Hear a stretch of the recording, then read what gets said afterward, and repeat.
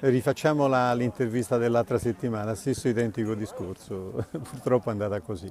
Bella partita, tutti bravissimi, tutti belli, eccetera. Purtroppo abbiamo mancato il 2-2 quando c'è stato il momento e è andata così, contro una signora squadra. Purtroppo a ranghi ridotti, come al solito. Speriamo, bene, dai, verranno i tempi migliori, che te devo dire. Complimenti a loro, sono una bella squadra. Partita corretta comunque, a prescindere da tutti quanti i momenti di nervosismo, i cartellini gialli, l'importante è che sia stata corretta tra i giocatori, tra tutti e due, non si sono chiusi, noi eravamo 8 contati, avevamo necessità di fare quello che potevamo fare.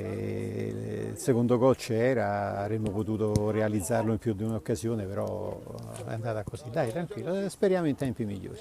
Complimenti a loro. Prossima col Cottini, sempre carichi comunque. Speriamo, dai, spero che la prossima intervista sia con i 3 punti, dai.